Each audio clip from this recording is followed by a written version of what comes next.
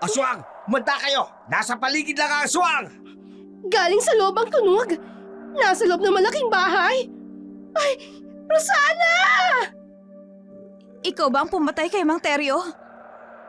At ikaw din ba ang umakyat sa bubong ni Aling Minda? Hindi ba tao ka rin? Paano mong nagawa ang mag-anyong aso? Pero wag niyo kong sisisihin kapag dumating ang araw na mapatunayan kong tama ang aking sinasabi at binabalaan ko kayo! Sa isang tahimik at mapayapang nayon sa probinsya kung saan ang mga makalumang paniniwala ay naisasantabi na dahil ika nga sa pagbabago ng panahon ay unti-unti na ring nalilimot ang mga makalumang tradisyon, maging ang mga matatanda sa nayon natututunang yakapin ang bagong estilo ng kultura at paniniwala. Kampante na ang bawat galaw at mga desisyon ng mga taga-nayon. Malakas ang paniniwala na mapananatiling tahimik at mapayapa ang kanilang lugar. Rosana, narinig mo ba? May sayawang kinalito mamaya. Pupunta tayo, di ba? Tingnan mo sila, oh. Magpapaalam muna ako kay Inang. Alam mo naman yun. Wag na. Kasama mo ako. Susundin kita sa inyo para hindi makatanggi si Aling Rosa. Ano bang meron at may sayawan? Darating na raw kasi yung amo ni Lito galing syudad. Dito raw magbabakasyon sa probinsya. Pa-welcome party sa amo niya? Hindi. Advance celebration dahil magkakatrabaho na siya. Ano? Malaki ang sweldo niya, Rosana. Akalain mo, 5,000 isang buwan. Ang swerte ni Lito, ano? Sa dami ng binata dito sa atin na naghahanap ng mapagkakakitaan, si Lito pa naduling.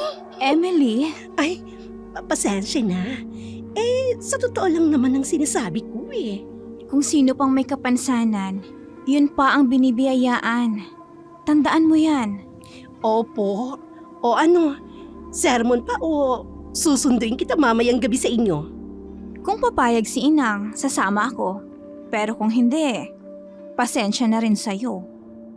Si Rosana ay may kahali-hali ng ganda, isang masunurin at mabait na anak.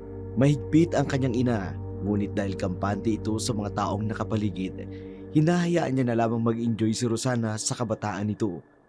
Normal na sa isang nayon ang may sayawan, isang kasiyahan na ikinatutuwa naman ng lahat. Rosana, tayo naman ang sasayaw. Hinihingal ka na at pawisan. Hindi ka pa rin napapagod? Hindi, may reserba pa akong lakas para maisayaw ka. Alam mo naman, kanina pa nagbubulong-bulungan mga binata rito eh. Gusto kang isayaw. Salamat at pinaunlakan mo ako. Sa iyong kasiyahang Tolito, congrats ha! Galingan mong trabaho mo. Natutuwa kami dahil ikaw ang napiling maging kasambahay ng isang dayuhan dito sa lugar natin. Oo nga eh. Ang swerte ko nga eh. Nakauwi na ba ang ate mo galing Maynila? Di ba siya yung nagrekomenda sa'yo sa dayuhan? Ha? Hindi pa eh. Pinagbawalan daw kasi siyang umuwi dito sa probinsya. Bakit? Hindi naman ang lamang dahilan eh. Pero ang mahalaga, natanggap na ako dahil sa kanyang rekomendasyon. Kailan bang simula ng trabaho mo? Nihintay ko nga lang dumating yung dayuhan. Agad ako magsisimula. Oh, anong nangyari? Ba't itinigil yung tugtog? Nakita niyo ba yun? Isang mahaba at magarang itim na kotse ang dumaan. Sino kaya ang sakay nun? Hindi ko nakita eh. Lagpas na nung lumingon ako. Bakit kaya natigilan? Anong masama kung may dumaan mang sasakyan? Tumayo ang balihibo ko. Tingnan mo oh. Paano? Para kasing karo ng patay ang itsura ng sasakyan. Paano hindi ka matatakot? Karo ng patay yung nakita mo. Walang taga rito sa atin na may kotse. Alam mo, lahat ng kotse, patay ang sakay. Oo nga naman, Emily. Iba-iba ang itsura ng kotse. At malamang, kung sino man ang sakay nun, isang bigatin. At sa ganitong oras pa talaga dumaan dito? Hindi kaya ang sakay nun ay yung dayuhan na hinihintay mo, Lito? Oo nga no. So ibig sabihin ito, bukas ay magsisimula na ako. Mga kaibigan, dumating na ang dayuhang hinihintay ko. Ang aking magiging amo. Bukas magsisimula na ako. Tuloy ang sayawan! Gabi nang dumating ang dayuhan na kanilang hinihintay. Sakay ng isang mahaba at itim na sasakyan ang dumaan sa makitid na daan. Ramdam ng mga taong nakamasid na tila kakaiba ang pangyayari sa kanila. Hindi lahat ay natutuwa sa pagdating ng dayuhan. Ang iba, hinusgahan ito base sa pagdating sa kalaliman ng gabi. Nag-antanda pa ang mga taong nakakita ng kakaibang sasakyang paparating. Nakatingin at nagmamasid ang mga mapag-usisang mga mata. Kahit na dapat abala sila sa mga bagay na kailangan gawin sa kanilang buhay, ngunit para kay Lito at sa pamilya nila, ito ay isang hudyat ng magandang buhay para sa kanila. Kinabukasan, lumagitnit ang pintuan sa pagbukas nito. Pambihira naman oo. Nakakatakot naman ang pintuan na to. Parang yung napapanood ko sa pelikula. Katatakot. Masok ka na. Magandang umaga po. Ikaw ang nirekomenda ni Lisa, di ba? Ako nga po. Ano pangalan mo? Lito sir. Lito pang pangalan ko. Anong alam mo sa gawaing bahay? Lahat po sir. Marunong po ako magluto. Magaling po ako maglinis ng bahay. At higit po sa lahat. Yun lang ang kaya mong gawin? Ang ipagluto ako? Ipagluto kayo. Ako na din po ang maglilinis ng buong bahay. Kayang-kaya ko po yun sir. Dala ko na po ang mga gamit ko. Kaya kaya ko po magpuyat. At gumising ng umaga. Hindi ka titira dito? Kung yun po ang gusto ninyo, aagahan ko na lang po ang pagpunta rito. Umaga kang pupunta rito. Magluluto ka ng isahan lang. Kasama na doon ang pananghalian at hapunan. Nako. Kakain ho kayo ng malamig, sir? Ayos lang naman ho sa akin ang... Makinig ka. Sundin mo ang anumang sasabihin ko. Huwag mo kong pangungunahan. Opo, sir. Patawad po. Sa buong araw na ito, linisin mo ang buong bahay. Pero bago sumapit ang alas 5, umuwi ka na. Opo. Simulan mo na. Dominante pala itong amo ko. Ay, hindi na nga nagpakilala. Kahit man lang sana sabihin ng kanyang pangalan. Pero magaan naman ang trabaho. Isang buwan may 5,000 kagad ako. Kayang-kaya. Determinado si Lito na gawin ang ipinag-utos ng kanyang amo. Umaasa siyang masusuklian ng dayuhan na ng katumbas na haliga ang husay niya sa paglilingkod. Ang pinagtataka lamang nito kung bakit hindi niya ito nakita. Tinig lamang nito ang kanyang narinig. Subalit nais siya magkaroon ng maayos na trabaho. Isinantabi niya lamang muna ang isiping yun, katulad ng utos ng kanyang amo. Nagluto ito sa buong araw at naglinis sa loob ng bahay. Gayon na lamang ang pagtataka ng lalaki. Hindi niya man lang ito nakitang lumabas ng bahay o magpakita lamang sa kanya. Tuloy ang kanyang gawain hanggang sa makauwi na ang binata. Hindi pa rin mawala sa kanyang isipan ang kakaibang ugali ng dayuhan. Hanggang sa... Lito! Ano ka ba naman? Nakakagulat ka naman, Emily. Nagulat ka? Oo. Kanina ka pa namin tinatawag ni Rosana. Hindi mo kami nakita? Halos magkasabay lang tayong maglakad. Pero walang ekspresyon niyang mukha mo. Sobrang lalim naman ang iniisip mo dahil hindi mo kami napansin. Pasensya na, Emily ha, Rosana. Di ba unang araw mo ngayon sa trabaho? Pagod na pagod ka siguro, no, Lito? Medyo pero hindi yun ang dahilan eh. Ano't bit-bit mo ang mga gamit mo? Unang araw mo pa lang, Pinalayas ka na? Anong nangyari? Hindi. Pupunta ako doon para magluto tapos maglilinis. Tapos bago mag-alas 5, uwi na ako. Wow! Pangmayaman ang trabaho mong yan, Lito. Ang swerte mo. Anong pangalan ng amo mo? Ilang taon na? Babae ba o lalaki? Matanda ba o bata? Yayain mo namang makihalubilo dito sa atin. Hindi ko alam eh. Anong hindi mo alam? Grabe naman. Nagtrabaho ka na buong maghapon doon tapos hindi mo man lang maitanong ang pangalan niya? May mayayain siguro yun. Malamang lalaki siya. Kasi lalaki yung boses. May edad lang sa atin ng konti. Sa boses niya, ewan, hindi ko nakita eh. Paano kayo nag-usap kung hindi mo siya nakikita? Boses lang yung narinig ko. Ha? May ganun? Baka umiiwas lang. Baka isipin may dala kang mikrobyo para di siya mahawaan. Kaya hindi kanya kinausap ng harapan at boses nilang narinig mo. Ano bang pangalan niya? Hindi niya sinabi kaya hindi ko alam. Mahiyain nga siya. Malamang, kailangan lang niya na makakausap. Bukas dito, sasama kami sa iyo ha. Kung ayaw niya makipagkilala, pues, kami ang makikipagkilala sa kanya. Dala ng kapusukan at curiosity, nagpa siya ang magkaibigan na dumayo mismo sa lugar ng dayuhan. Nais nilang makipagkaibigan sa dayuhang nasabi para makilala ito ng lubusan, para malaman na rin ang misteryo na meron sa lalaking yun. Kung bakit sa unang araw pa lang ng pagkikita ni Lito, hindi na ito nagpakita sa kanya ng harapan. Bagay na lalong nagpaigting ng pagnanais ng dalawang babae na makilala ang dayuhan.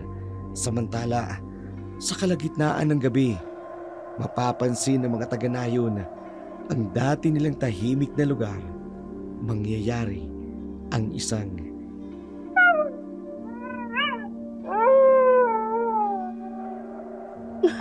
Panginoon ko, Ano po yun, Inang?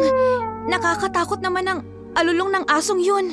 sa buong buhay ko, ngayon ko lang narinig ang pag-alulong ng mga aso dito sa lugar natin. Oo nga po eh. Pero, ano po bang ibig sabihin ng alulong na yun, Inang? Kwento ng mga matatanda noon dito sa atin. Kapag may umalulong daw na aso, kung di may inaaswag na may sakit, buntis na inaaswang.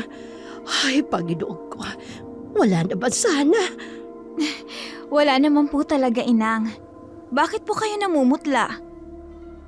Ang mabuti pa ho ay...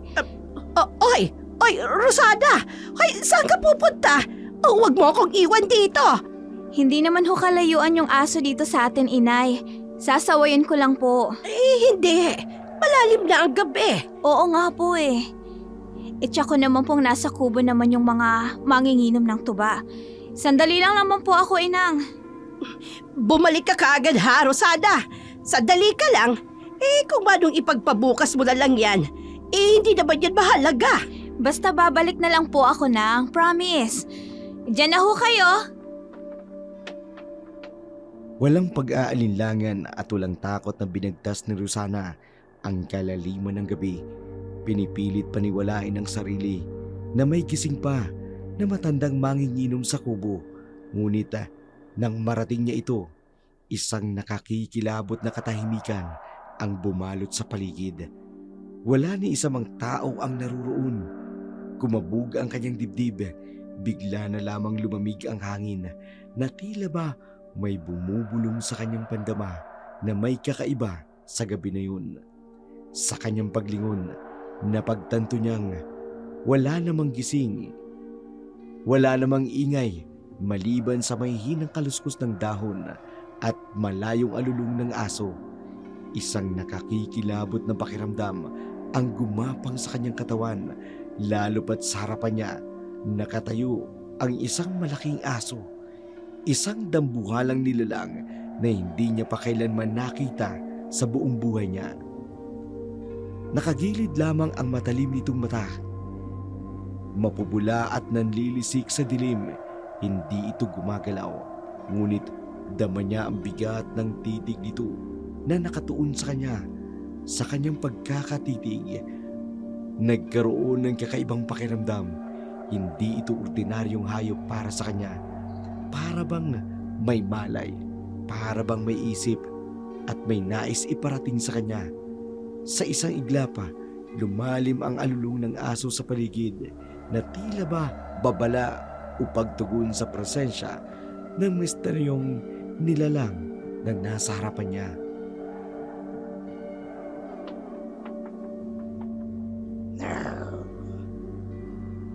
Shoo! Shoo! Shoo! Ay, ang laki mong aso ah. Ngayon lang kita nakita dito. Sino may-ari sa'yo? Huwag mo akong kakagatin ha. Ako si Rosana. Kung sino man ang nagmamay-ari sa'yo, kilala niya ako. Kasi iisang pamilya lang tayo dito, di ba? Oh, titig na titig ka sa akin. Kilala mo na ba ako ngayon? Nasaan ang mga kasama mong aso? Kayo ba yung mga umaalulong kanina? Magsitulog na kayo. Huwag kayong maingay. Kasi lahat ng matatanda dito sa lugar natin, nagpapahinga na. Katulad ng inang ko. At dahil sa alulong niyong yan, natatakot siya. Kaya sige na, shoo, shoo, uwi na, uwi na. Ay, ibang klaseng asong to ah. Sobra kong makatitig. Iba ang kulay ng mga mata. At parang may isip. Hindi siya tumititig sa akin. At hindi siya natitinag sa kinatatayuan niya. Naku, baka sakmalin ako nito. Shoo! Aso! Shoo, shoo! Alis na! Alis na! Naku, Diyos ko! Diyos ko! Ala! Nang! Inang! Ha? Sumigaw lang ako tapos bigla siyang umalis. Parang may isip ang asong yun ah. Kaninong aso kaya yun? Kumalat sa buong nayon ang ingay ng aso ng gabi na yun. Iba-iba ang komento. Ngunit pangamba ang umiiral sa karamihan. Sa pantahan ng ilan, may elemento daw na nakita ang mga aso, kaya nagsitahulan ang mga ito. Ngunit mas marami ang naniniwala na nagkataon lamang ang nangyari ng gabing yun. Dahil dito, itinuloy na ng magkakaibigan ang kanilang napag-usapan na sumama ito kay Lito pagpasok nito sa trabaho. Grabe! Ang laki pala talaga ng bahay na ito, ano? May kalumaan nga lang. Ilang dekada na kasi itong inabando na. Sus, paano mo alam? Di pa yata tayo ipinanganak, nandito na ang bahay na to. Kwento sa akin ng lolo ko. Dati raw may nakatira dito, pero mula nang lumuwas ng Maynila, hindi na bumalik. At noong panahon, punong-puno daw ng mga tanim na bulaklak dito sa garden. Ngayon wala na. Tingnan mo oh, lantan ng lahat ng mga halaman. Abandonado nga eh. Alam mo, kung sa panahon ngayon uso pa ang aswang, iisipin ko na dito nakatira ang aswang. Huwag kang maingay. Mukhang tulog pa yung amo ko. Ay, ganon? Paano namin siya makikilala? Anong oras na? Kung gising na siya, edi sana may narinig na akong kaluskos. Umalis na tayo, Emily. Ano? Kararating lang natin, aalis na kaagad? Kaya nga tayo nandito. Kasi kikilalanin natin ang amo ni Lito. Pero kung tulog pa, makakaistorbo lang tayo. Magtatagal ba siya dito, Lito? Hindi ko alam. Pati nga yung pangalan niya, hindi ko alam eh. Bumawi na lang tayo sa ibang araw, Emily. Halika na. Ayoko. Hindi ako aalis hanggat hindi ko siya nakikilala. O sige. Bahala na nga sa'yo si Lito. Aalis na lang ako. Bahala ka dyan. Magsisimula na akong gawin ang trabaho ko rito. Ay naku, sige na nga. May samantika pa lang kung matulog yung amo mo eh. Lito, pasensya na sa storbo ha. Sige na. Magtrabaho ka na, baka mapagalitan ka pa ng amo mo. Aalis na kami. Sige. Mas maaga pala ako makakauwi ngayon. Wala namang lilinisan. Katulad pa rin nung naiwan ko kahapon. Sobrang tahimik. Tulog pa rin kaya si Amo hanggang ngayon? Lito? Oh. Amo, sir, pasensya na po. Medyo magugulatin po kasi ako ng konti eh. Gising na po pala kayo. Sayang, nakalis na sina Rosana at Emily. Huwag mo kong tawaging Amo. Ang pangalan ko ay Angelo. Sir Angelo. Ang gwapo wala nito amo ko. Tigas ng katawan. At ang amo ng kanyang mukha. Pero ang kanyang mga mata. Bakit mo ako tinititigan ng ganyan? May problema ba sa mata ko? Naku, wala po amo. Kakaiba lang po kasi yung mata ninyo. Tisoy na tisoy ho kayo. Pasensya na. Kung ngayon lang ako umarap sa'yo ng ganito. Marahil ay nagtataka ka. Opo, pero normal lang naman siguro sa mga dayuhan ng kagaya nyo. Siguro po, naiiya kayo, no sir? Mababait naman po ang mga tao rito. Lalo na po sa mga kasing edad ko. Wala po mananakit sa inyo dito. Palakaibigan po ang lahat ng mga taga rito sa amin. Tahimik ang lugar nyo. Maraming mga tao. Karamihan ay mga kabataan. Ang mga matatanda ay konti na lang. At ang mga bata. Opo sir, sobrang tahimik na nga po ang lugar namin. At lumabas pala kayo? Bakit mo nasabi yan? Sabi niyo maraming nakatira rito. Paano niyo malalaman na maraming tao rito? Maraming kabataan at matatanda kung kukunti ang mga bata. Ang sabi mo mababait ang mga tao rito. Lalo na ang mga kasing edad mo. Mga tao ang binanggit mo. Hindi ba't ibig sabihin nun, maraming naninirahan dito? Oo nga pala sir. Ganun po. Nais kong ipasyal mo ko sa malawak na lugar na to. Yun ay kung hindi nakakabala sa'yo. Naku, hindi po sir. Ibig ko pong sabihin, masaya po ako dahil kayo po mismo ang nagyaya sa akin na ipapasyal kayo sa lugar namin. Sige po sir. Magbibihis lang ako. Opo sir. Dito lang po ako. Hintayin ko lang po kayo. Mabait naman pala si Sir Angelo. Angelo. Bagay sa kanya yung pangalan na yun. Mukha siyang anghel. Pero talagang kakaiba ang kanyang mata eh. Malamlam pero parang may nakatagong sikreto. Hay! Namalas ni Angelo ang di matatawarang kagandahan ng paligid, ang malawak na kabundukan, ang lundiang kaparangan, at ang payapang nayon na tila malayo sa kaguluhan ng syudad.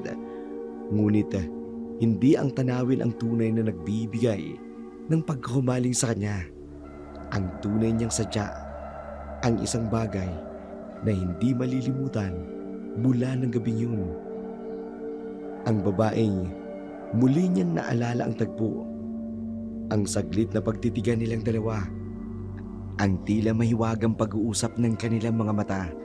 Ang kanyang tinig, banayad na parang musika, na kahit katahimikan ng paligid, ay nananatiling umaalingaw-ngaw sa kanyang isipan. Ang kanyang kagandahan, mas matingkad pa sa liwanag ng buwan, at ang kanyang kaakit-akit na anyo, isang larawan na hindi mabura sa kanyang gunita. Hindi lang ang lugar ang nagbigay kay Angelo ng panibagong pag-asa, kundi ang babaeng hindi niya maipaliwanag ang dahilan. Tila may hawak na isang bahagi ng kanyang puso. Isang pusong matagal niya nang inakalang hindi na muling magigising sa damdaming ito. Sinong kasama mo, Lito? Siya. Siya ang babaeng nakita ko ng gabing yun. Rosana, halika! Papakilala ko sa'yo, amo ko! Siya ba? Si Sir Angelo. Sir Angelo, isa po sa mga kababata ko. Pinakamagandang babae dito sa probinsya namin. Si Rosana. Hello po. Ikinagagala ko po kayong makilala. Pasensya ka na, Rosana, ha? Sadyang mayayain lang ang amo ko. Rosana? Nagustuhan niyo po bang tanawin dito sa lugar namin? Oo. Nagugustuhan ko. Marami pa po kayong dapat makita, lalo na po yung pinakamataas na burol. Kung saan matatanaw ninyo ang buong syudad. Doon ko nga dadalhin si Sir Angelo pagkatapos namin dito eh. Nako, sigurado pong matutuwa kayo. Sige Lito mauna na ako. Hindi mo ba kami sasamahan puntahan ang burol na yun? Ha? Oo nga no. Siya nga naman, Rosana. Panigurado, wala ka namang gagawin sa oras na to. Samahan mo na kami ni Sir Angelo. Sige po. Sige ho, sasamahan ko ho kayo. Mabilis na nagkapalagayan ng loob sina Angelo at Rosana. Akala ni Rosana, ngayon pa lang niya nakilala ang binata. Ngunit para kay Angelo, ito ang matagal lang hinihintay na pagkakataon.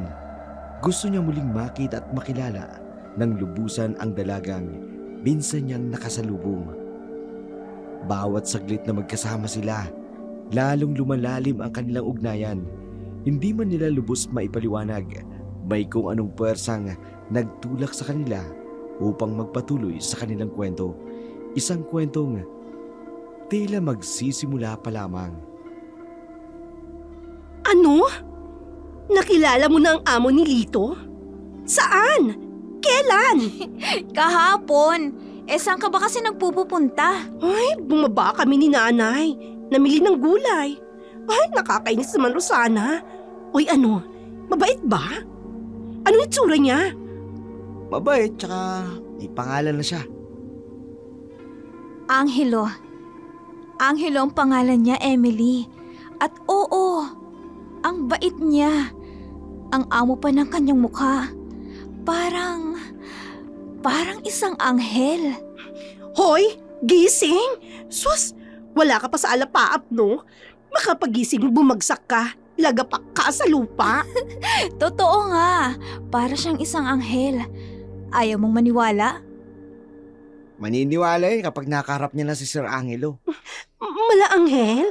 Kung gano'n, gwapo siya. Ay, dapat makilala ko siya. Nauna niya nang nakilala si Rosana.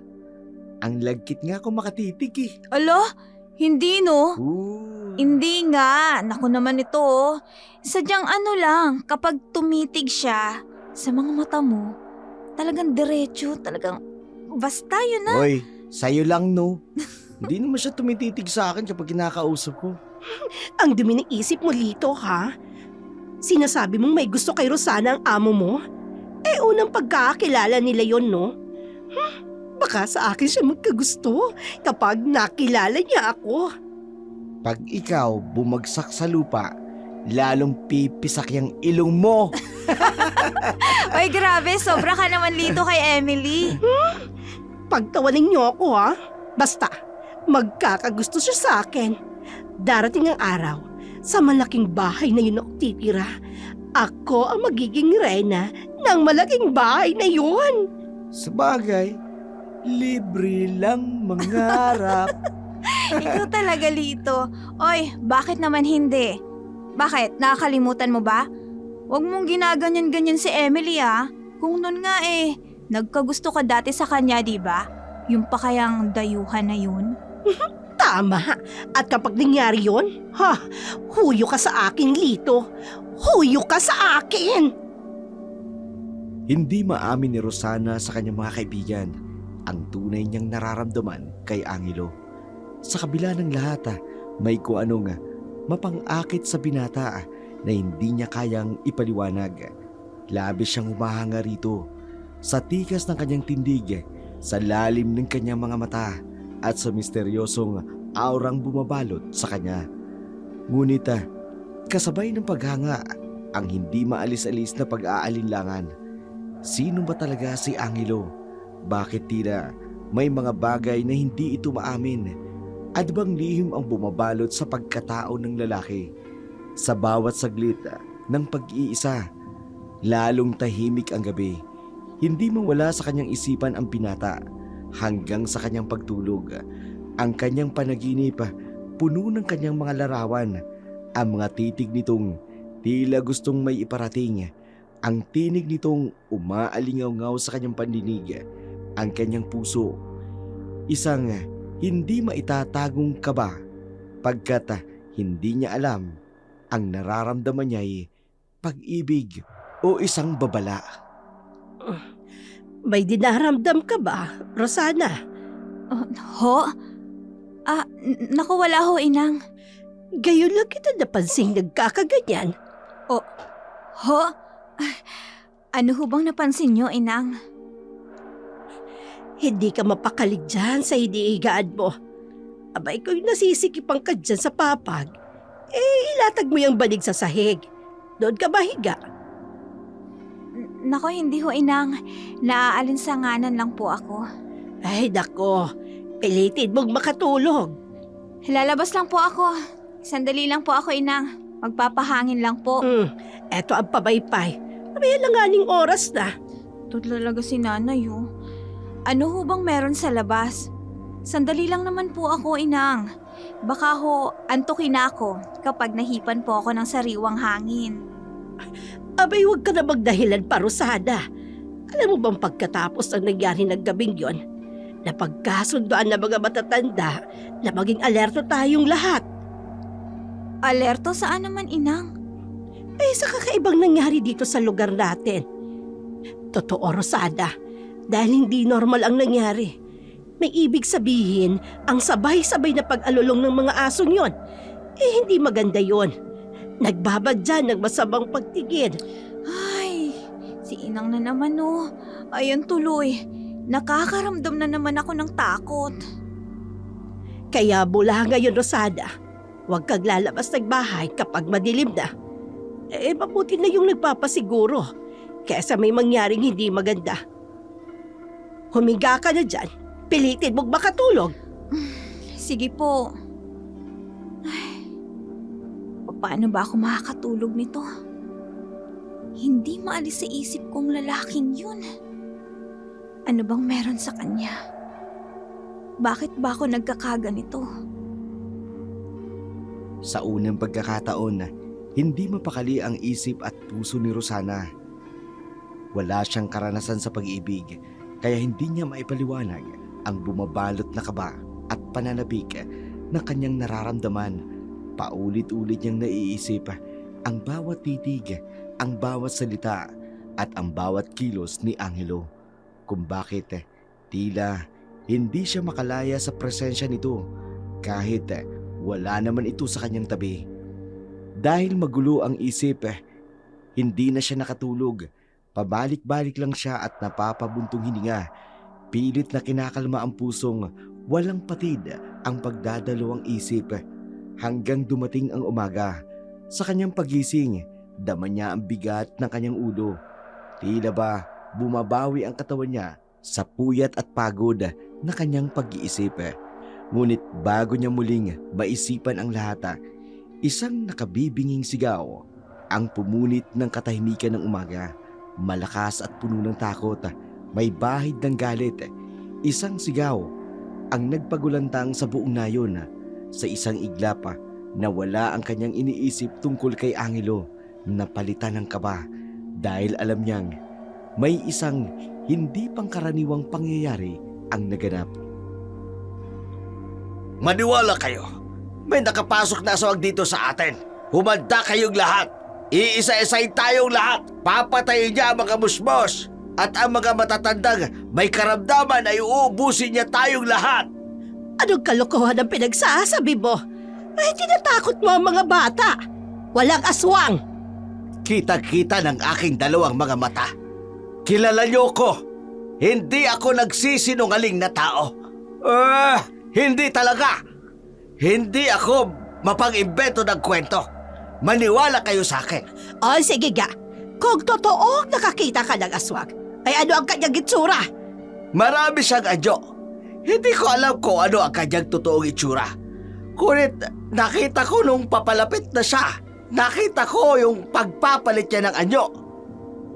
Totoo kaya yun? Diyos ko, may aswang pala dito. Ay, naku po, nakakatakot naman. Oo.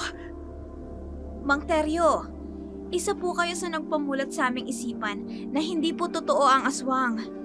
Lalo na po sa panahon ngayon. Alam ko, Rosana.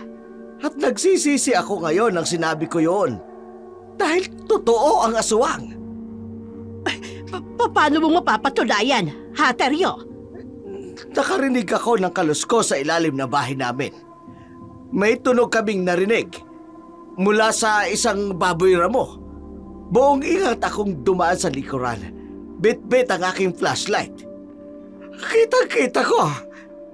Isang baboy ramo na naging isang napakalaking aso na mula ang mga mata. Isang aswang ang nakita ko. Hindi ako maaari magkamali. Ay, totoo kaya yun? Ay, may nakita si Teryong aswang. Ay, isma ko po. Paginoon. Sino? Sino sa palagay nyo? Tahimik tayong namumuhay sa lugar na ito. Tapos, may isang dayuhang dumating.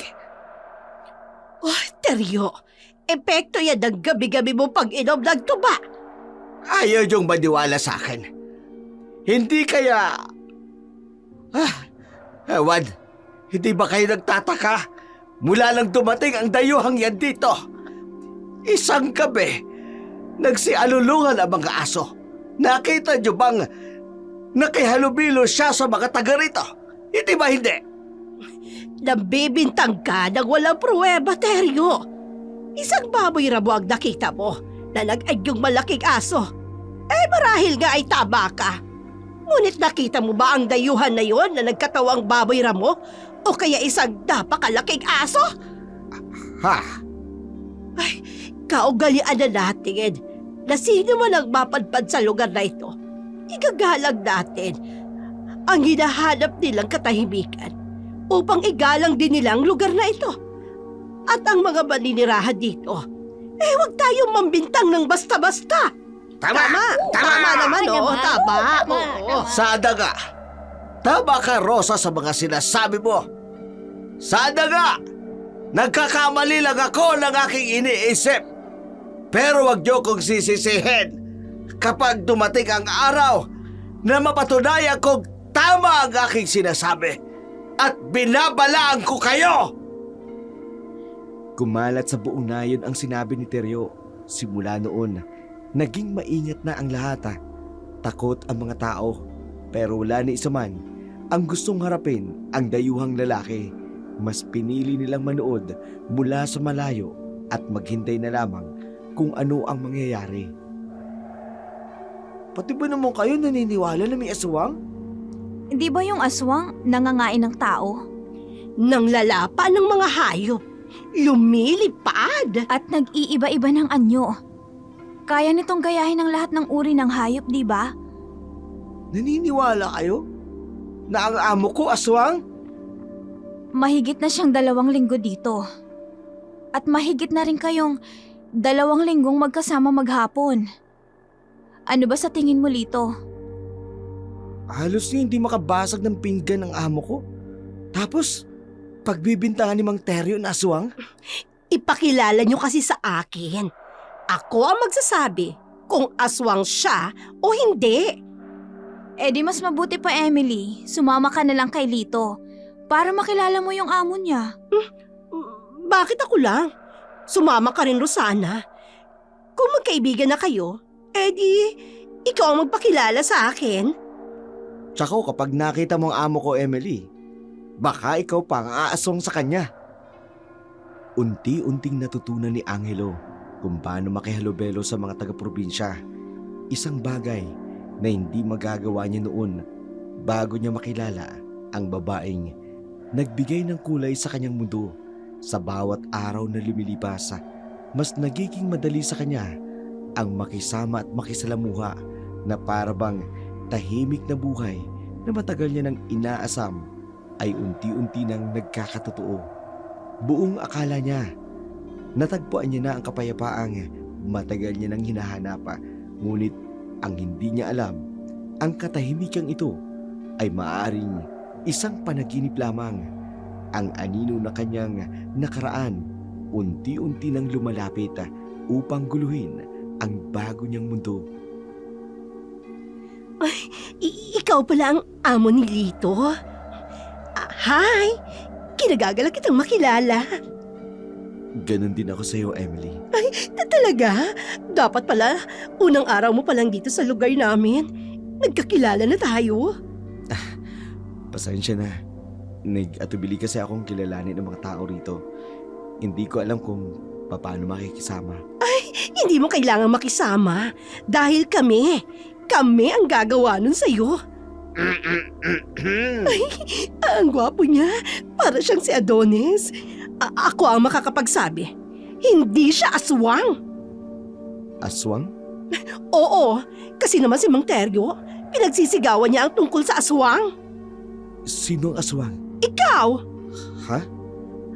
Ang ibig kong sabihin, ikaw ang pinag-iisipan niyang aswang. Kasi naman, tamang-tama ang pagdating mo. Kung kailan ka dumating, tsaka naman dumating dito ang aswang. Uy, pero hindi ikaw yun ha? Malayong-malayo sa itsura mo ang itsurang aswang. Sa ganang lalaki mong yan? Ikaw, Rosana, naniniwala ka ba na isa akong aswang? Hindi. Salamat. Ako, Angelo. Hindi mo ba ako tatanungin kung naniniwala ba ako na aswang ka? Hindi na kailangan. Sa tono ng pananalita mo, buo na ang paniniwala mo na hindi ako aswang. Na hindi ako masamang tao, Emily. At dahil dyan, lubos ako nagpapasalamat sa'yo. Basta ikaw, Angelo. Mula ngayon na nagkakilala na tayo, patutunayan ko sa kanilang lahat na hindi ka aswang. Talaga? Paano? Magpakilala ka sa kanila.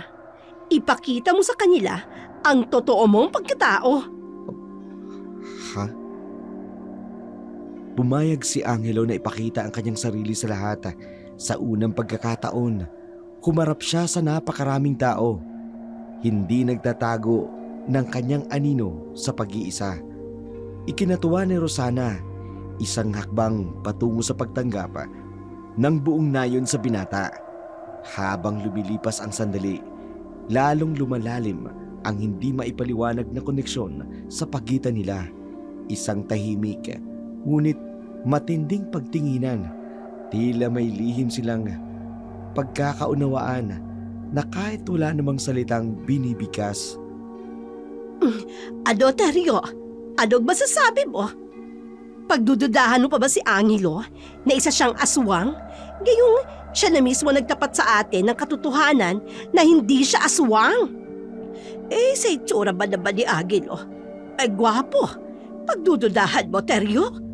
Ikaw, matanong kita. Bakit mo ba nasabing aswang si Angelo?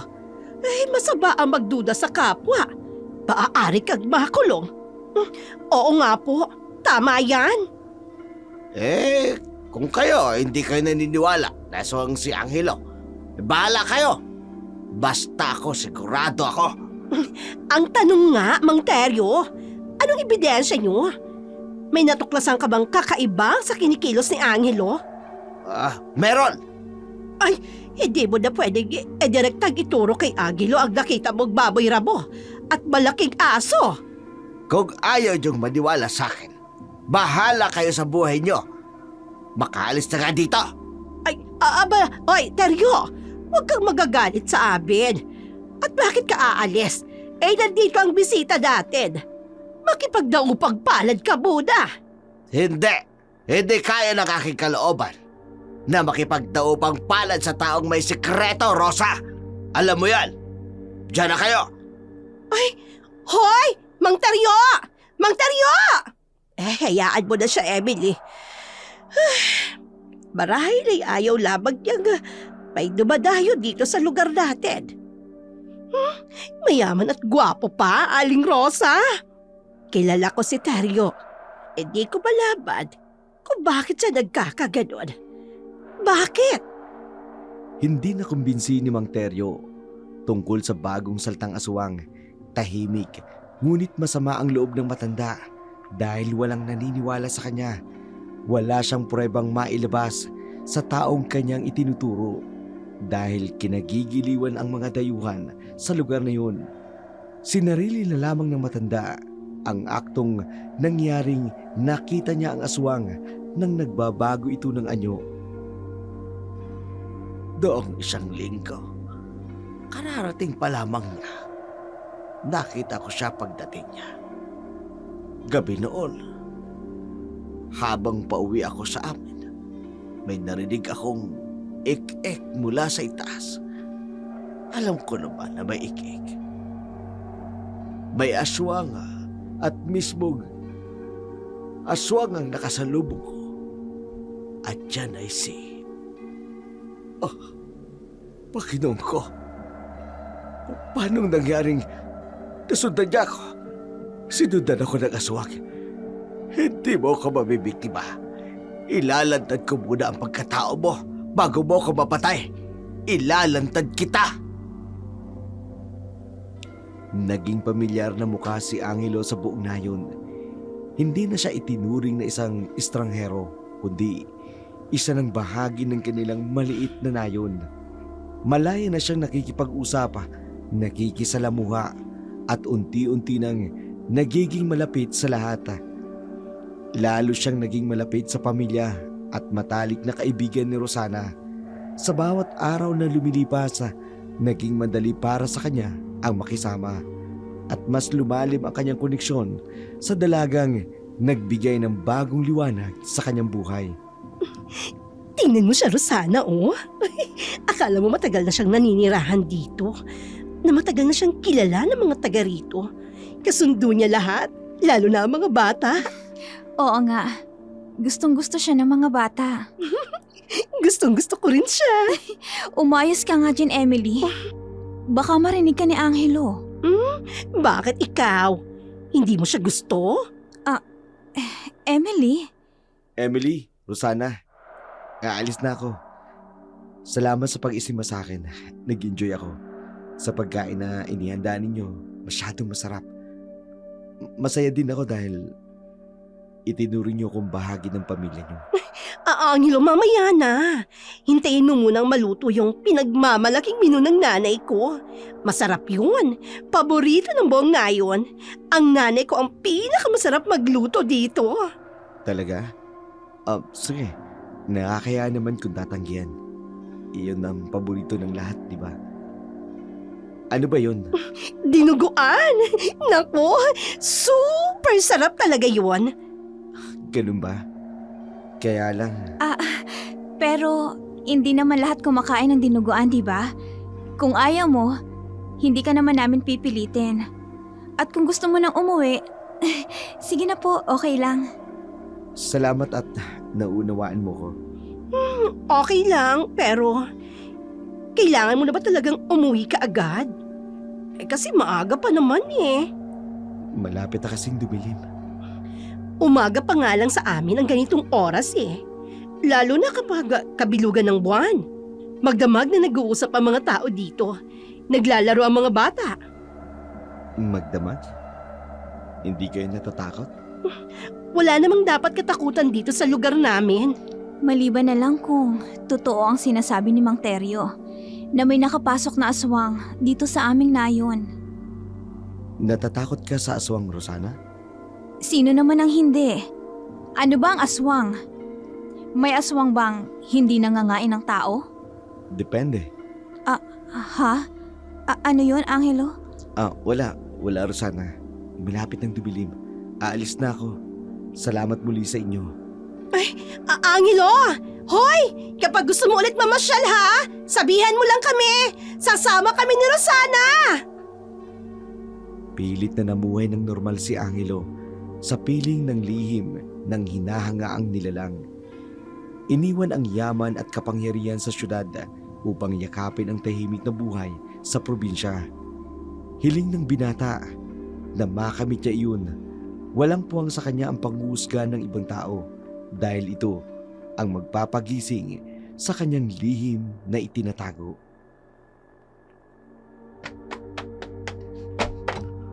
Sino ka man?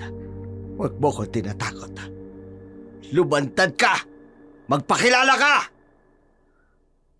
Sige! Magkubli ka sa totoo mong anyo! Hindi mo ko malililag! Naaamoy kita at kilala kita kung sino ka! Natahimik siya. Umalis na kaya siya?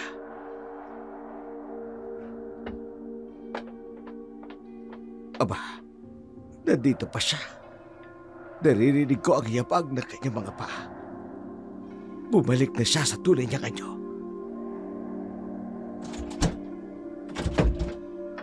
Sinasabi ko na nga ba? Hindi ako nagkakamali. Hindi ako natatakot sa'yo. Lumapit ka!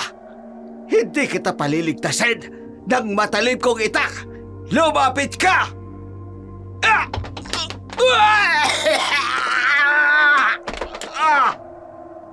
Sa kalaliman ng gabi, isang nakagigimbal na sigaw ang pumunit sa katahimikan ng nayon mula kay Mang Teryo. Malakas, puno ng takot at paghihirap. Ang dating naibsan ng pangamba ng mga tao, muling bumalik. Ngayon ay mas matindi, mas nakayayanig. Napalitan ng sindak ang kanilang pag-aalinlangan. At isang tanong lamang ang nananatili sa kanilang isipan. Ano ang nangyari kay Mang Teryo?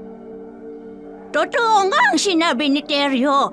May napadpad nga aswang dito sa lugar natin. Tingnan yung nangyari sa kanya. Dila pa siya ng malaking aso. May katabi siyang matalib na itak.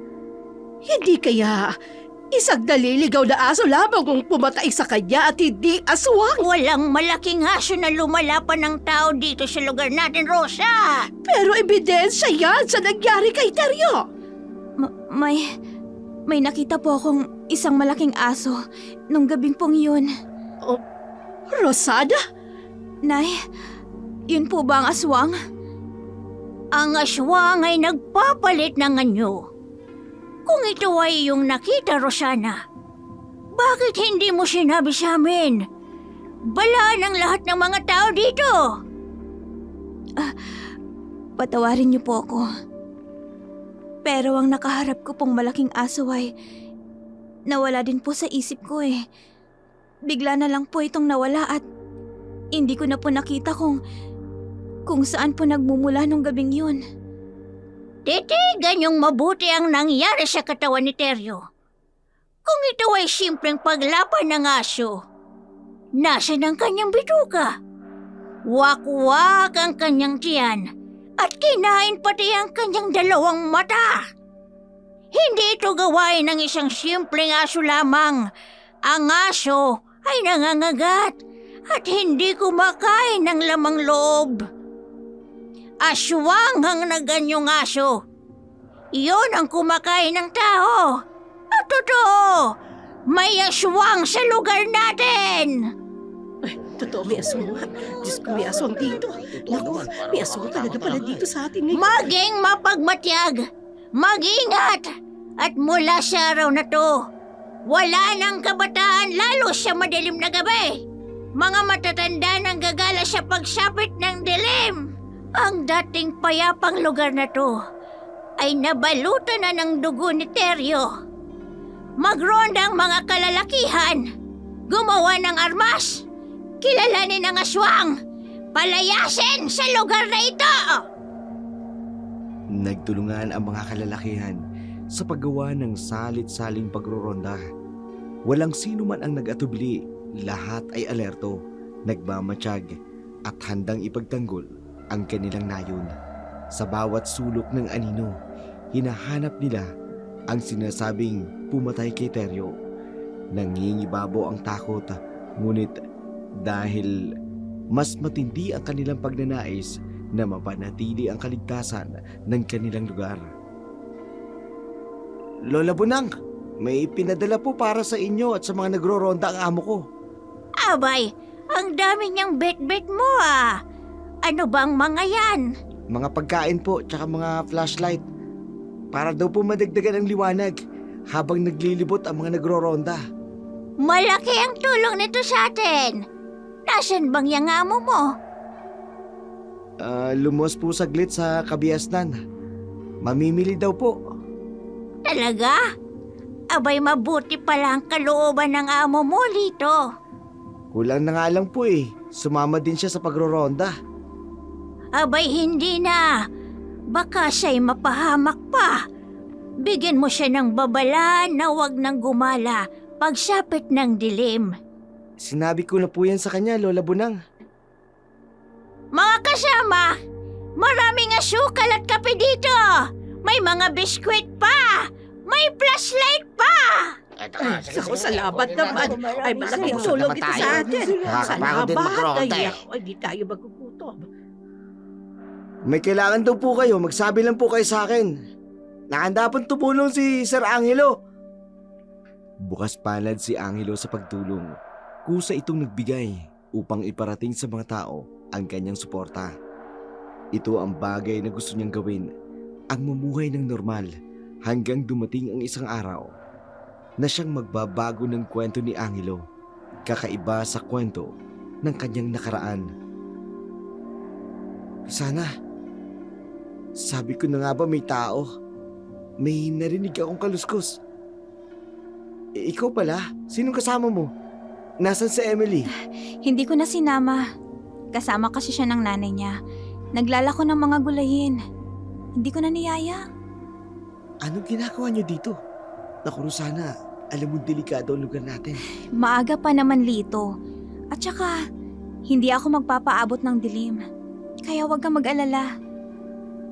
May sadya ka, no? Hindi ka pupunta rito kung wala.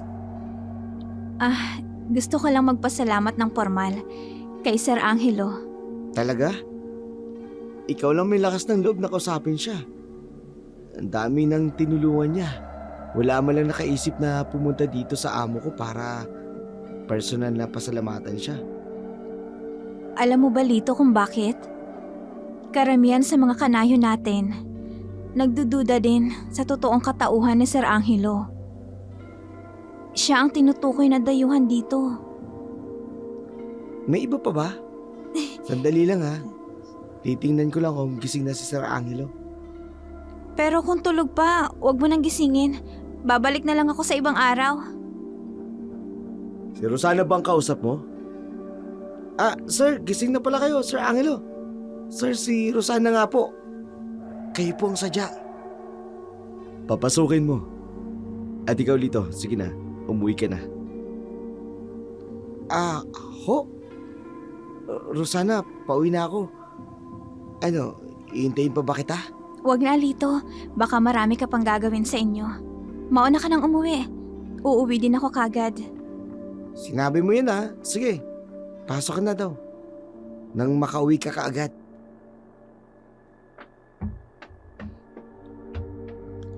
Magandang umaga po sa iyo, Sir Angelo. Pwede bang alisin mo na ang sir sa pangalan ko? Angelo na lang. Pasensya na. Angelo, pasensya ka na. Inabala kong oras mo. Hindi ka nakakaabala, Rosana. Masaya ako dahil nandito ka.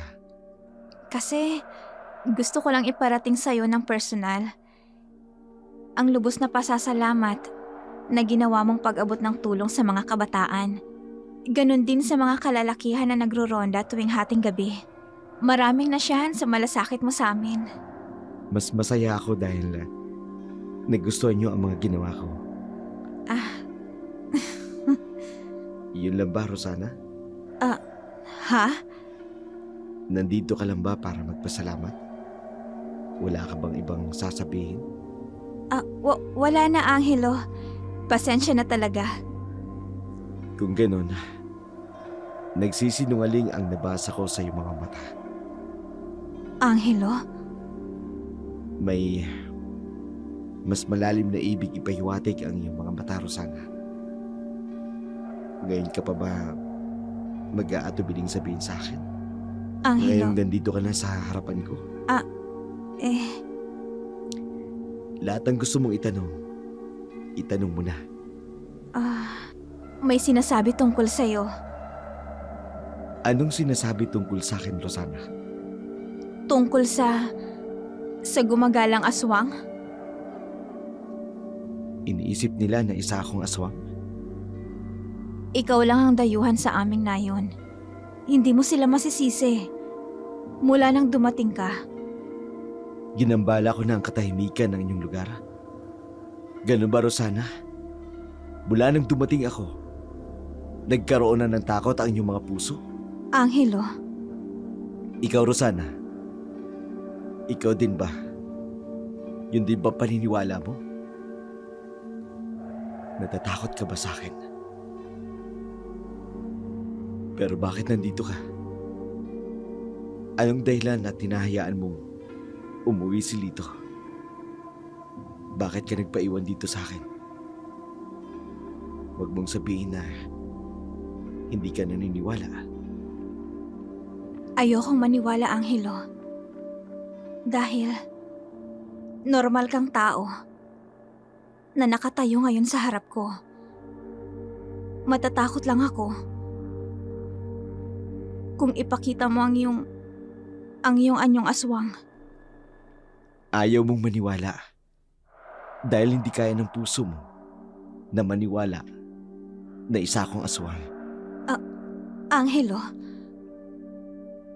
Katulad ng nararamdaman ko, Rosana, hindi ako naniniwala may aswang.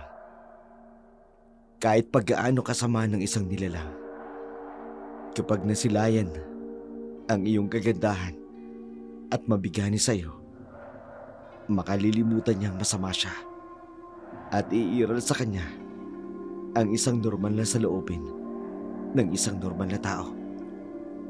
anong... Gusto kita, Rosana.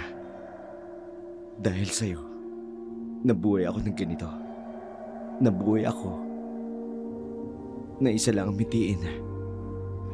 Ang makapiling ka na ngayon ay abot kamay na kita. Angelo, Para anumang oras ay mayakap kita.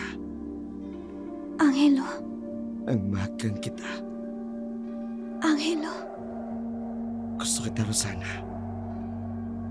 Ikaw lang ang makakapagpabago ng lahat. Gusto kitang angkinin. Angelo, Angkinin ng buong buo. Angelo. Buong magdamag na inangkin ni Angelo si Rosana. Buong pusong nagpaubaya ang babae. Batid niya sa kanyang sarili na umiibig siya sa binata. Sa nangyaring pagdiniig, inakala ni Angelo na tuluyan niya ng tinalikuran ang dilim ng kanyang kahapon. Hindi mo matatakasan ang aking sumpa. Wala kang karapatang magmahal at mahalin. Wala kang puso. Dugo sa dugo ang kabayaran ng lahat. Nang pagwasak mo sa puso ko, dugo sa dugo.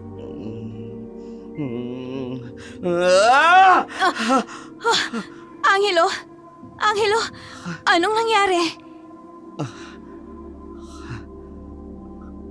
Umuwi ka na, Rosana. Iwanan mo na ako. Angelo, anong nangyari sa'yo? Umalis ka na. Hindi mo ko ihahatid sa nangyari kagabi? Hindi dapat nangyari yun. Walang dapat ang mangyari sa atin. Angelo, Ligtas kang makakauwi sa inyo. Mataas na ang sikat ng araw. Umuwi ka na. Angelo, Umalis ka na. Labis na nasaktan si Rosana sa trato sa kanya ni Angelo. Ngunit puno ng pagmamahal ang kanyang puso. Naniniwala siyang may malalim na dahilan ang lahat. Ayaw ni Angelo na madamay si Rosana sa magulong mundo ng kanyang kahapon. Nakalimutan niya ang sumpa nang masilayan niya ang ganda ni Rosana. Naisip ni Angelo na kinakailangan niyang tuparin ang sumpa upang manatiling buhay kasama ang babaeng iniibig. Mga kasama! Pwede na tayo magpahinga. Katulad ng nangyari nung nagdaang gabi. Tahimik na ang paligid. Marahil totoong walang aswang. Yung nangyari kay Teryo ay sadyang asong ligaw lamang yon na dumaan dito sa atin. Siguro, tinigbas niya ang kanyang matalim na itak kaya sinugod at nilapa ito ng aso.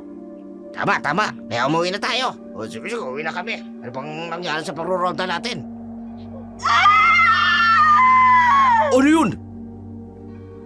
Si Minda yun. Yung sumisigaw. Tara, punta natin. Oo nga, tara, dali natin. Minda! Minda! Ay, may tao sa bubong ng bahay namin. Tingnan nyo, nalilisik. Ang pula-pula lang kanyang mga mata. Nakatitig sa bunso kung may sakit. Nasaan? Mga kasama, galugarin natin ang paligid. Hindi pa nakakalayo yun. Sa bubong! Sa bubong! Wala naman tao sa bubong. Hindi pa nakakalayo yun. Aswang nga yun. Tiyak na papunta yun dito. Ang sigaw ni Minda ay nakalipad yun papalayo. Hanapin natin. Kayong dalawa. Dito lang kayo. Baka nasa paligid lamang. Ihanda ninyo ang inyong mga sibat at itak. Huwag na huwag kayong magpapabaya. Huwag na huwag kayong patatalo. Kapag may nakita kayong kakaiba, sibatin nyo kaagad. Itakin nyo. Tayo na. Hanapin natin ang aswang.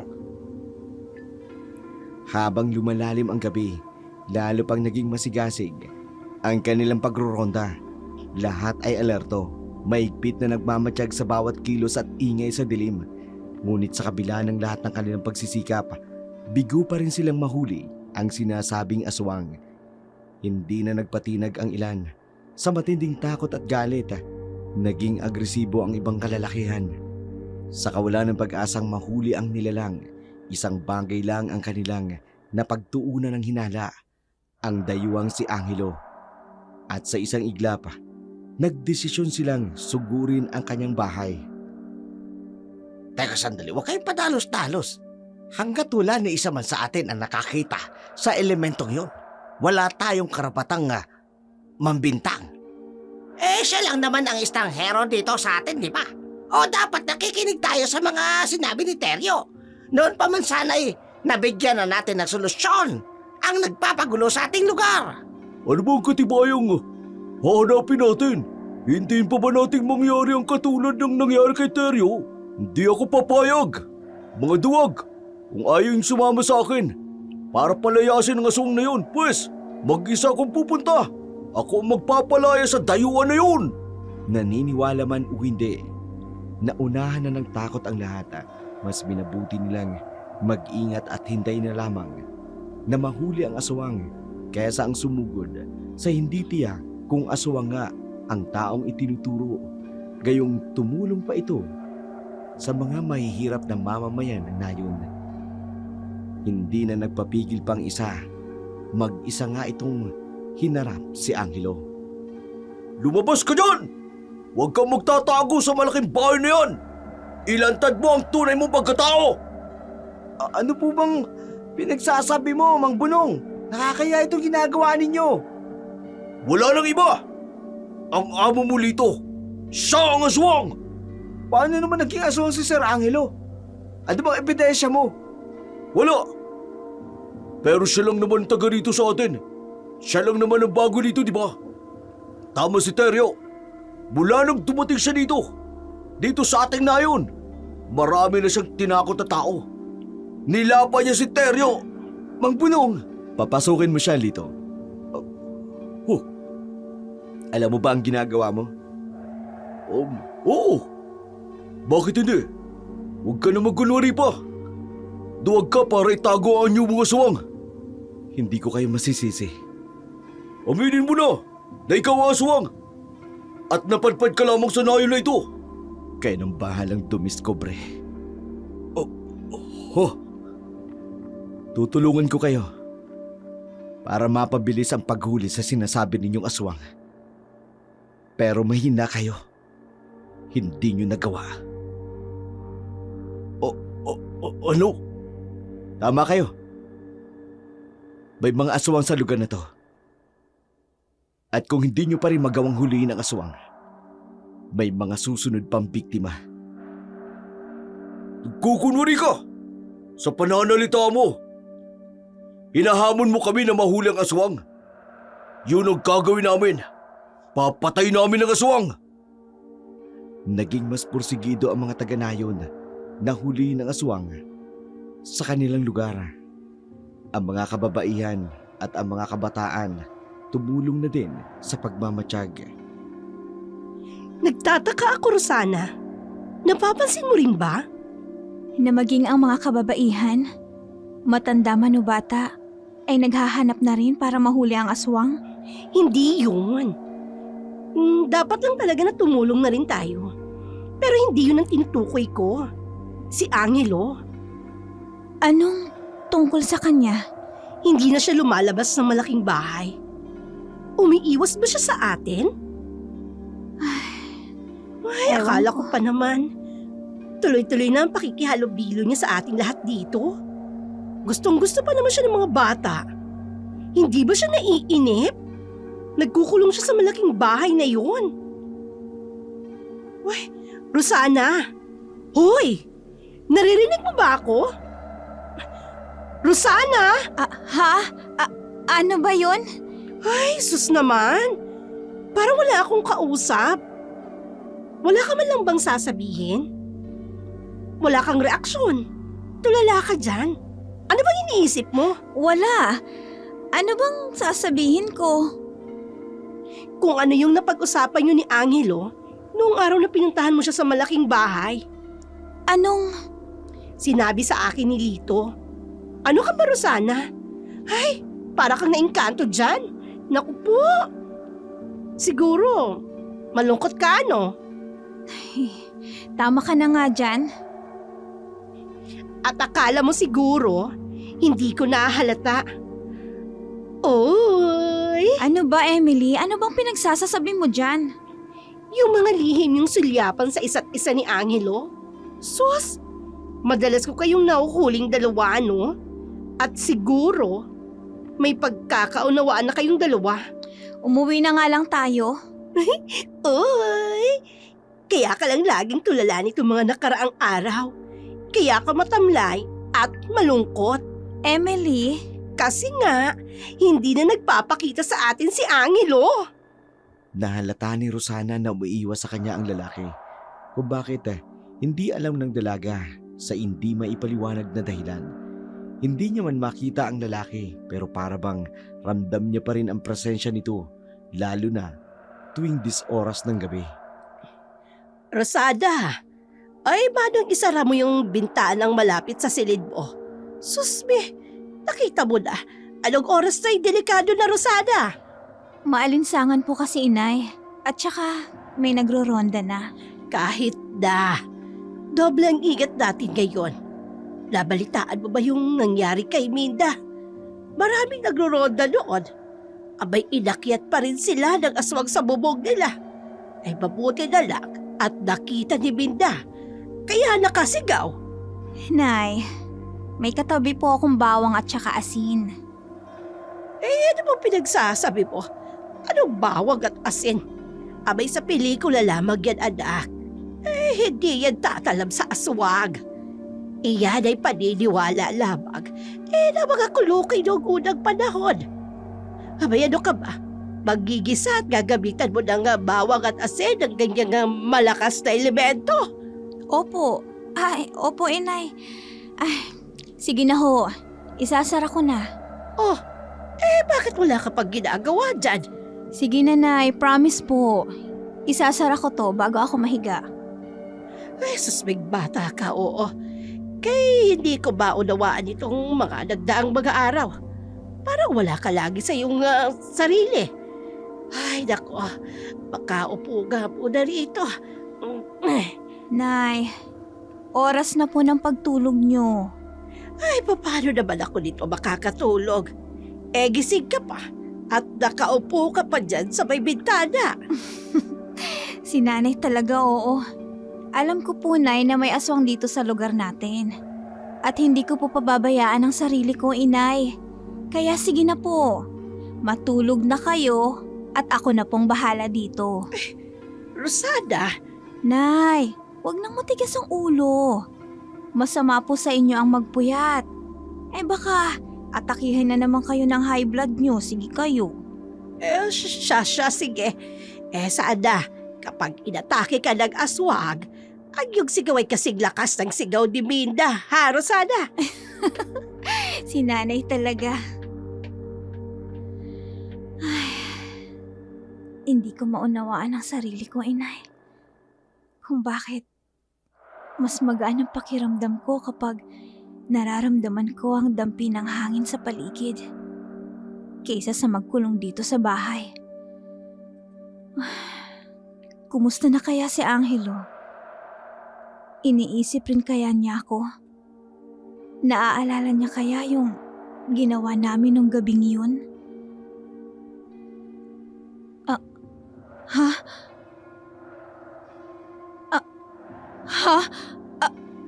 Aswang? Diyos ko, ang kanyang mga mata, pulang-pula, malamlam. Ikaw ba ang aswang? Sino ka? Saan ka nanggaling? Bakit ka napadpad dito sa lugar namin?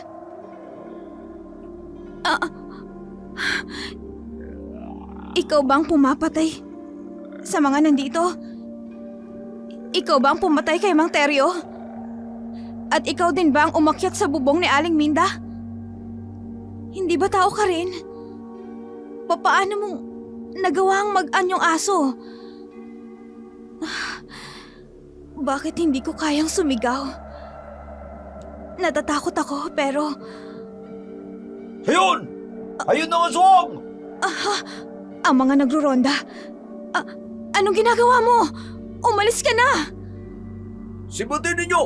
O sintayin nyo para mamatay ang aswang na yun! Sintayin natin! Bakit nakatitig ka lang dyan?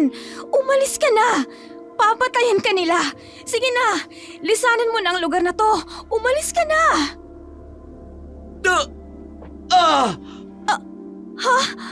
Tinamaan ko! Tinamaan ko ng sibatang aswang! Sabay-sabay nating sibatin para tuluyan ang mabuksa ang aswang na yan! Tulo! Sibutin natin! Sibatin! Sibatin!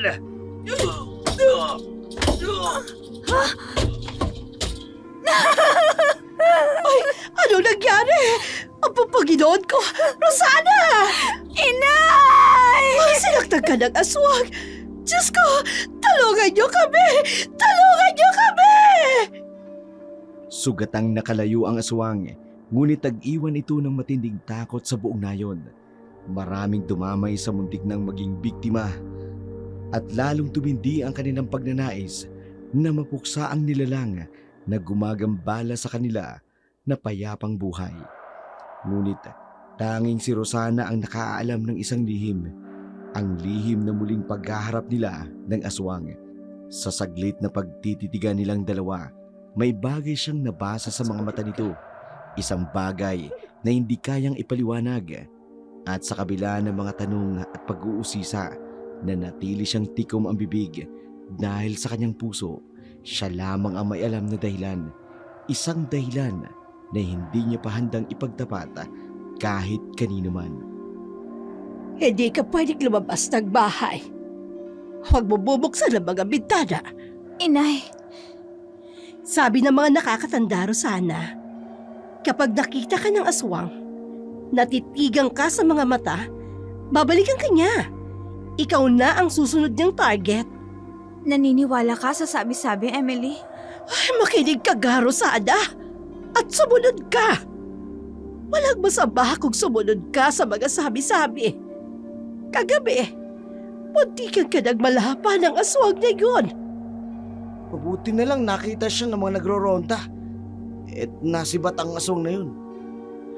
Kung nakinig ka lang sa akin, bakit kasi lagi mong hinahayaang bukas ang bintanang yan? Kahit na 10 oras ng gabi. Alam mo namang delikado sa lugar natin. Hanggat hindi nauhuli ang demonyong aswang na yun, ay huwag tayong maging kampante. Huwag tayong maging panatag. Eh di sana, binalikan niya si Aling Minda. Ano ay kabo? Kung talagang masama ang aswang na yun, inay, sabi niyo, kapag natitigan niya ang isang tao, babalikan niya. Eh bakit hindi niya binalikan si Aling Minda? Sus na batang ito. Nakuha mo pa hanggang maging piloso pa. Oo nga, ano? Basta, mula sa araw na ito, hindi ka nalalabas ng bahay hanggat hindi nahuhuli ang buwisit na aswang ngayon. At wag na wag mong bubuksan kahit alinman sa mga bintana dito sa bahay.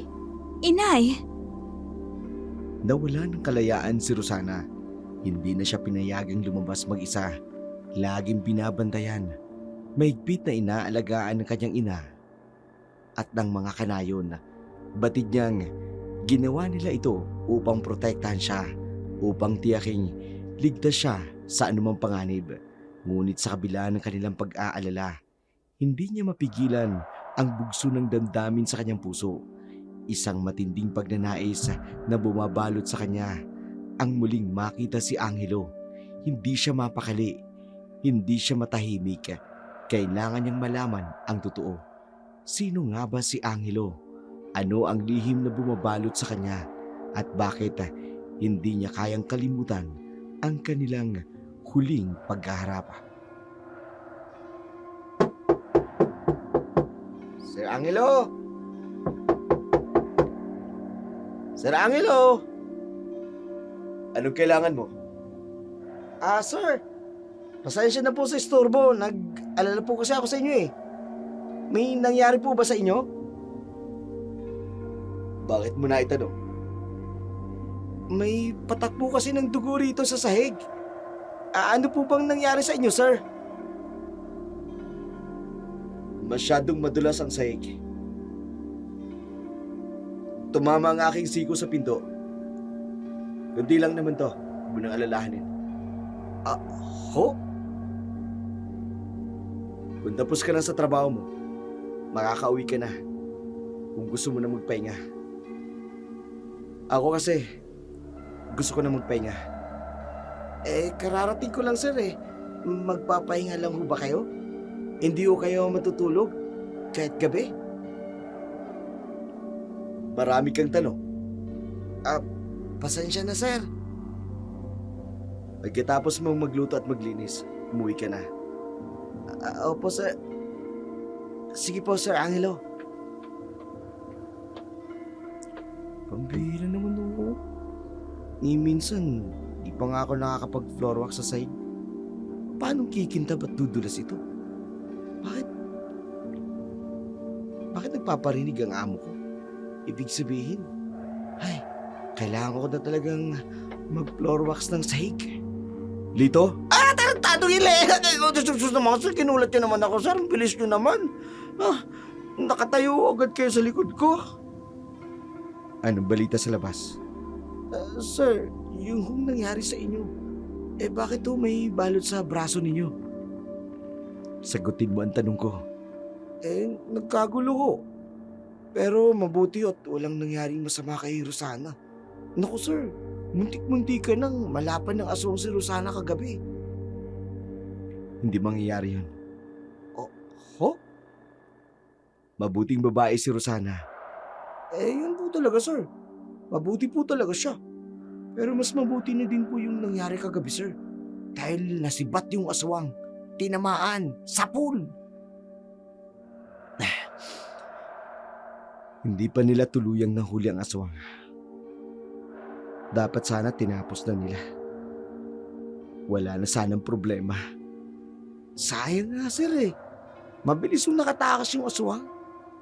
Paano nga naman mahuhuli? Lumilipad yung aswang sir. Mula sa aso, naging sa paniki, tapos ang bilis lumipad. Kumusta si Rosana? Nakakulong sa bahay nila. Ayaw palabasin ng nanay niya. Sarado lahat ng bintana. Nakakulong si Rosana? Opo. Siyempre, mag-iisang anak yun ni Aling Rosa. Paano kung wala pa si Rosana? Hindi wala na yung pinakamagandang dalaga sa nayo namin.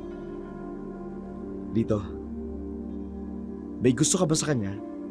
Naku sir, walang di magkakagusto kay Rosana, no? Hindi po kami talo nun. May gusto ako sa kanya pero iba yung gusto ni Rosana. Hindi ko alam kung sino pero nakalimutan ko na ang nararamdaman ko sa kanya. Buot kasi sa kaibigan ko na, ikababata ko pa. Hindi natin alam kung anong itinadhana at kung ano ang hindi. Maraming bagay dito sa mundo na imposible pero nagiging posible. Wow! Ganda lang sinabi niya, Sarah! Pero isa lang ang tatandaan natin. Lahat ng bagay may katapusan. Sir? Palaisipan iyon kay Lito na binitiwang salita ni Angelo. Maging ang katiwala, hangang-hanga sa kabutihan ng kanyang amo at awa ang nararamdaman niya. Pero dahil mag-isang nabubuhay, malayo sa kabiasnan, wala ni isa man sa pamilya ang dumadalaw rito. Samantala, kahit mataas na ang sikat ng araw, ginagawa pa rin ng mga kalalakihan ang magronda.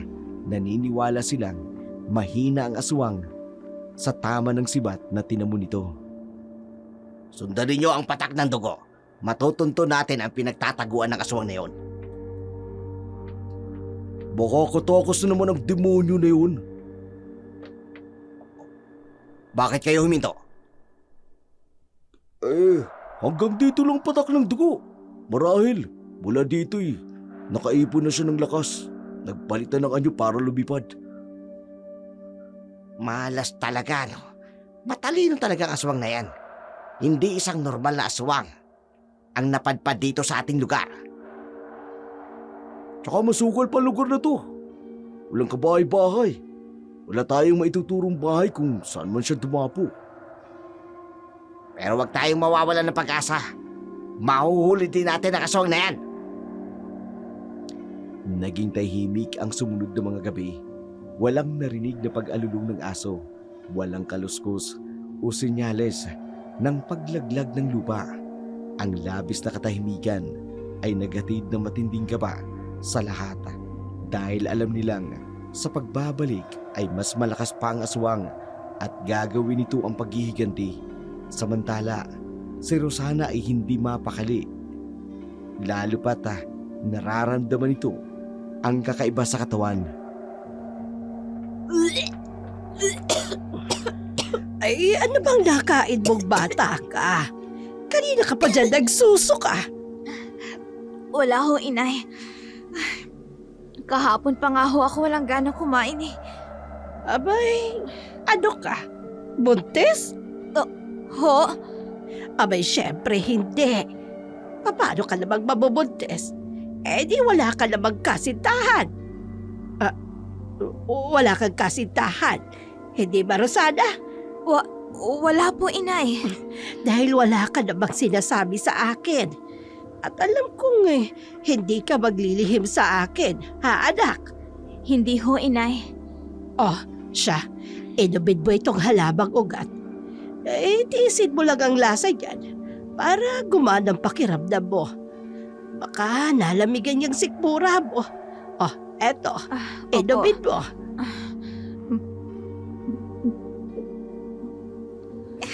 Baka naman kasi hindi ka na nakakalaghap ng sariwang hangin. Ay, naiintindihan mo, Rosana, kung bakit kita hindi pinalalabas ng bahay. Naiintindihan ko po, inay. Mas nakakakaba ngayon. May nangyari ho ba? Natuntun ba nila ang kinaroroonan ng aswang? Hindi. At nakapagtataka dahil ilang gabi ng tahimik. Inay? Ang sabi ng mga nagro-ronda, may panganib na darating dahil nag-iipon ang lakas ng aswang. Nay? Oh, bakit ganyan ang reaksyon mo? Lahat ho ba talaga ng aswang ay masama? Kumakain at pumapatay ng tao? Hindi lang ng tao, kundi mga hayop. Yun ang pagkakaalam ko. Bakit? May aswang bang mabait? Paano kung may aswang na na hindi niya gusto na naging isa siyang aswang?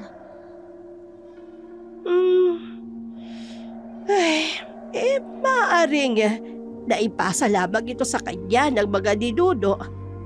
Maaari naman na namana. O maaaring dahil isang sumpa ng isang aswang. Nay, Ay, dako! Sus Maria, batang ito! Marami kang lamig sa sikmura. Ay, maglalaga pa ako ng mga halamang ugat at nangang gumaan niyang pakiramdam mo. Dahil sa hindi maipaliwanag na panghihina at matamlay na kalagayan ni Rosana, napilitan ang kanyang ina na hayaan na siyang lumabas ng bahay. Inisip nito na makabubuti para sa anak ang sariwang hangin at muling makahalubilo ang mga tao sa nayon. Ngunit sa likod ng pangyayaring yun, may ibang dahilan si Rosana. Alam niyang ito ang pagkakataon niya, pagkakataong matagal niya nang hinihintay.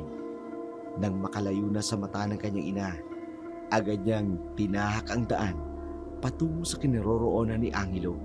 Hindi siya nag-atubili. Kailangan niyang makita ito. Kailangan niyang marinig ang katotohanan mula mismo sa kanya. Angelo? Angelo? Rosana? Angelo! Angelo, salamat at ligtas ka. Salamat at buhay ka. Rosana, Alam ko, Angelo. Alam ko.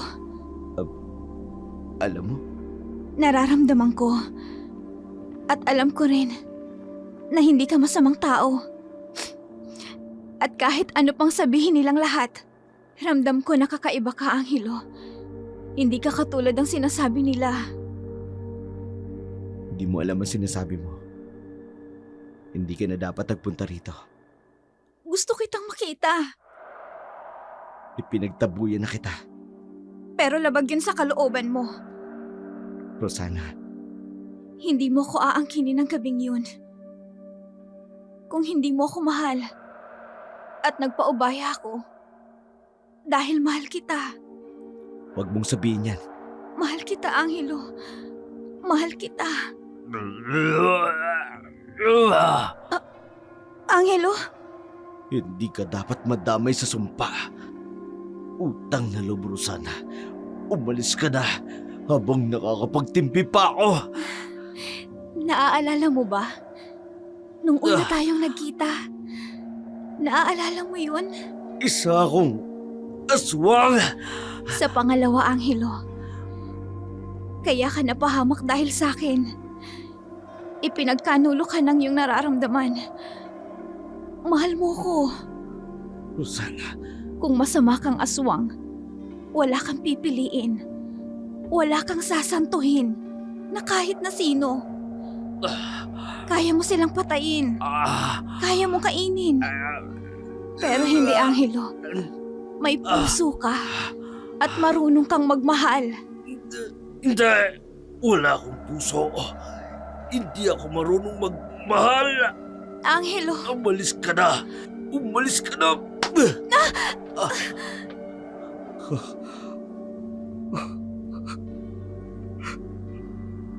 Rosana, kaya mong magbago. Tutulungan kita. hindi kayang baguhin ang isang sumpa. Ang sumpa, Rosana.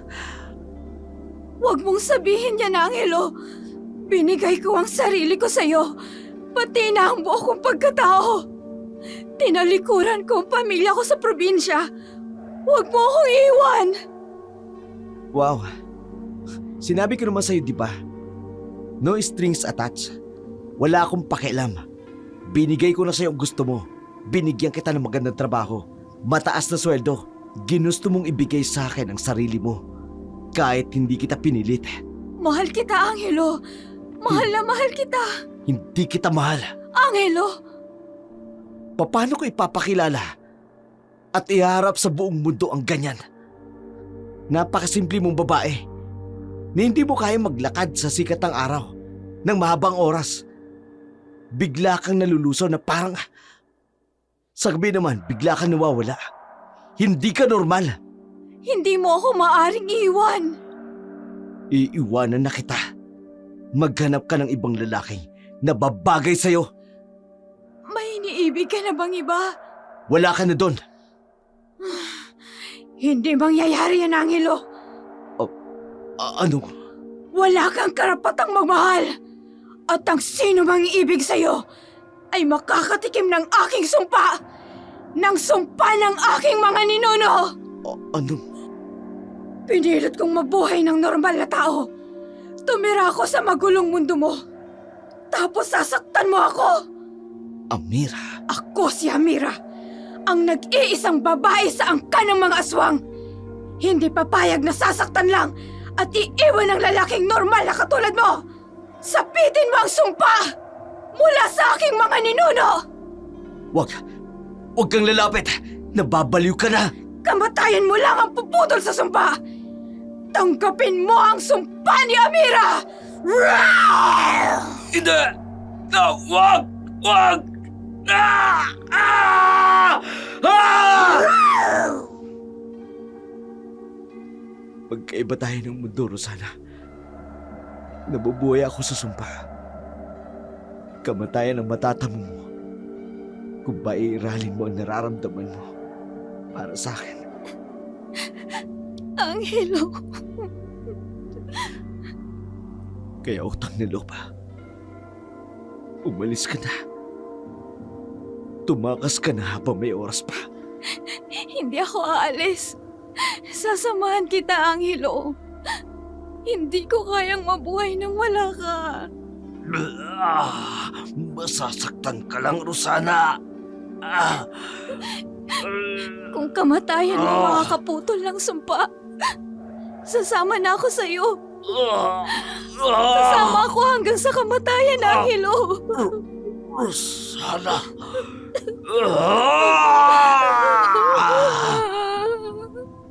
Kailangan natin magmamala mabuti. Baka nandun yung loswang. Sige, tunto kayo. Tunto kayo.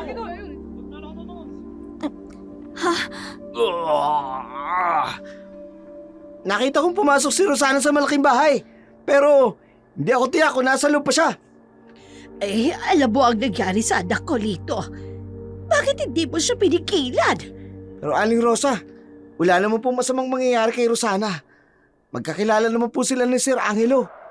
Hindi ho ito ang unang pagpasok ni Rosana sa malaking bahay. Iba ang sitwasyon ngayon. Dahil kilala ng aswang si Rosana. Hindi naman ho siya pababayaan ni Angelo. Maliban na lang kung nasa loob ng malaking bahay na yan ang aswang. Angelo! Kung naririyan ka o nandyan si Rosana, palabasin mo siya! Angelo! Iba ang kaba ng dibdib ko. Baka akong napahamak na ang anak ko. Rosana! Anak! Rosana! Ano yun? Ano yun? Aswang! Manta kayo! Nasa paligid lang ang aswang! Galing sa loob ang tunog. Nasa loob ng malaking bahay. Ay, Rosana! Nandito silang lahat. Angelo, huwag kang lalabas. Alam kong mangyayari ito. Tutundukan ko ng paghihirap ko. Hindi. Huwag mong sabihin yan, Angelo. Walang imposible sa Diyos. Naniniwala ka, di ba? May Diyos, Angelo. Siya ang pinakamakapangyarihan sa lahat. Kaya niyang baguhin ang lahat. Kaya mong alisin ang sumpa. Hindi sa lugar na to, kundi sa ibang lugar, Angelo. Angelo, pakiusap. Huwag kang lumabas. Umalis ka na. Lisanin mo na ang nayong ito, Angelo. Pagod na ako, Rosana. Pang ilang lugar na itong napuntaan ko. Tumira ako sa kung saan-saan na hindi ako nakakapampiktima, na wala akong masasaktan. Angelo. Pero sa bawat napupuntahan ko, may galit sa aswang. Wala silang pakialam sa sumpa. Mabilis silang humusga At sa bawat sumusubok na paalisin ako, nilalapa ko sila. Angelo! Hindi ko mapigilan. Kasama na ng sumpang pumatay ako. Kumakain ako ng laman ng tao, ng hayop at sumisipsip ako ng dugo. Hindi matatapos ang lahat ng ito. Ayoko na mag-anyong aswang. Ayoko nang pumatay ng inosenteng nilalang. Angelo! Kung totoong makapangyarihan ng Diyos, ipanalangin mo ko, Rosana. At sa lahat ng ginawa kong kasalanan, kapag namatay ako, bubuksan niya ang kanyang kaharian para sa akin. Angelo! Angelo, wag! Wag, Angelo! Nakikiusap ako! Biyag si Rosana ng aswang. Ano? Panginoon ko! Iligtas niyo po ang anak ko sa aswang. Ihanda ninyo ang mga kasiba. Diyos ko. Huwag patatakasin ang aswang na yan. Sa araw na ito, kailangang mawala na sa nayong ito ang aswang na yan. Ihanda ninyo ang inyong mga sibat. Wala na siyang laban sa atin, sa dami natin.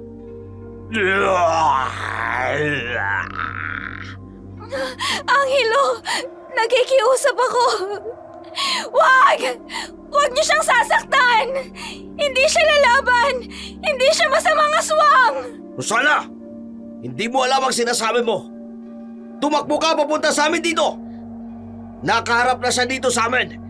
Iligtas mo na ang iyong sarili. Angelo, hindi ka dapat mamatay. Huwag mong gawin ito, Angelo. Dinadala ko ang bata sa aking sinapupunan. Buntis ako, Angelo. Pakawalan niyo na ang sibat! Patayin na ang aswang! Patayin! Patayin! Wag! Lumayo kayo! Tingnan ninyo mabuti! Unti-unti na siyang bumabalik sa kanyang tunay na anyo!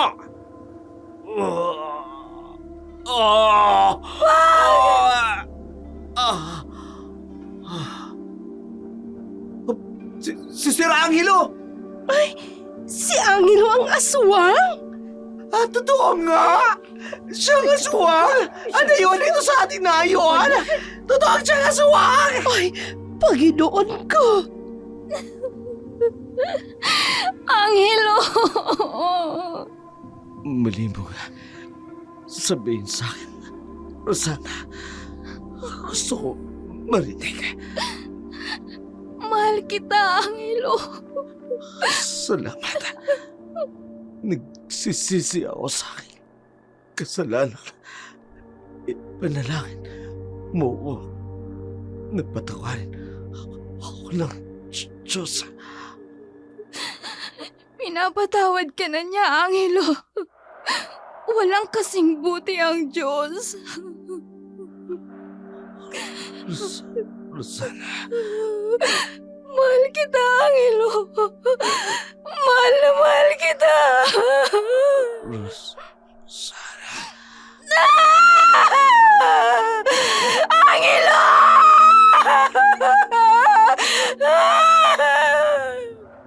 Gaano man katalinghaga ang buhay ng isang tao, may mga lihim na sadyang mahirap tanggapin. Mga lihim na maaari magdulot ng takot at puot o trahedya. At sa ilang pagkakataon, ang mga lihim na ito ang nagiging dahilan upang dumaan ang isang tao sa isang karumal-dumal na kapalaran. Hindi sapat ang salitang pag-ibig upang burahin ang lahat ng sakit at kasalanan, sapagkat sa mundong ito, hindi ang damdamin lamang ang nagtatakda ng wakas, kundi ang kapalaran mismo ang may hawak ng huling paghuhusga.